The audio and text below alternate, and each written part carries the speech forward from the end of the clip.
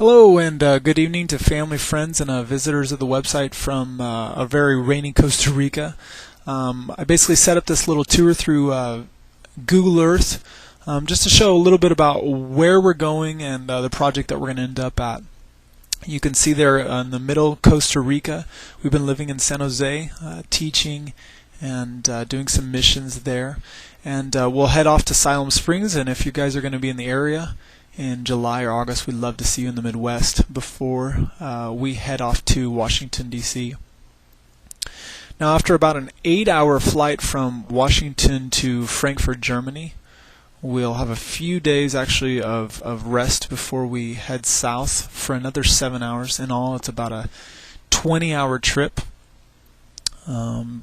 reaching what they call the Dark Continent, because really they knew so little about it for so many centuries. There you can see Ethiopia on the right-hand side. Ethiopia is the 9th largest in Africa in terms of land area side, but the 2nd largest in terms of population.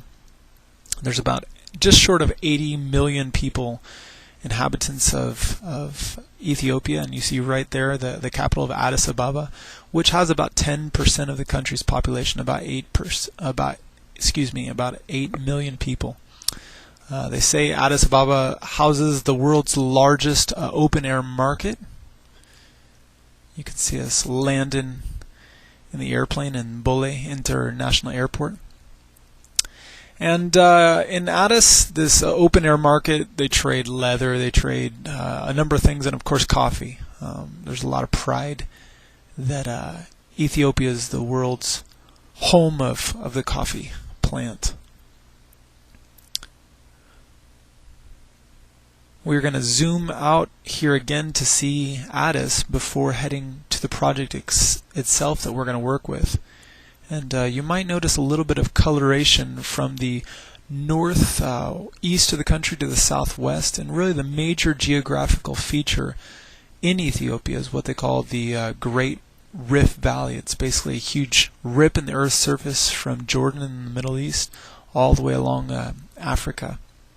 And so looking southernward, we'll see some geologically active sites. You'll see a volcano. There's a lot of earthquakes, some springs, I believe.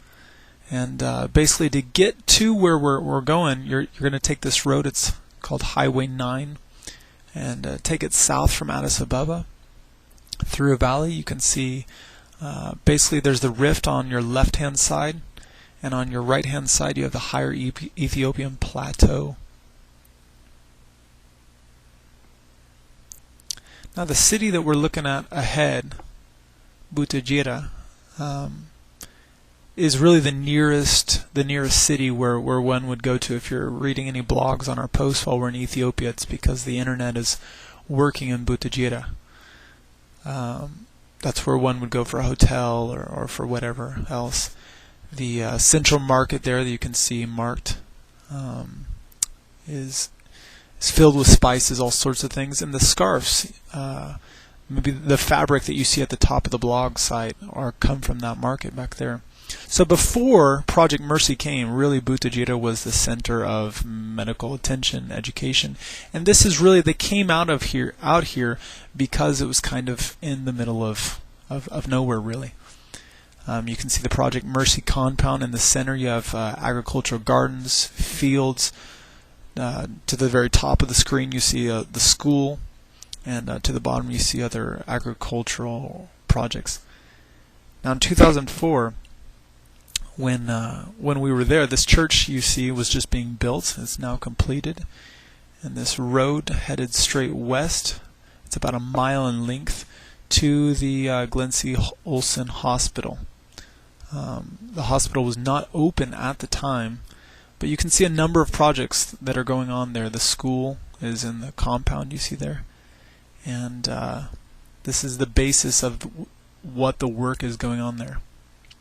You can see that the project is at the base of these mountains, and this is basically the work that's going on there. One of the exciting things is what's continued to happen in Project Mercy. They're continuing to expand, but you can see a really great project that's begun there. Thanks for watching. Bye.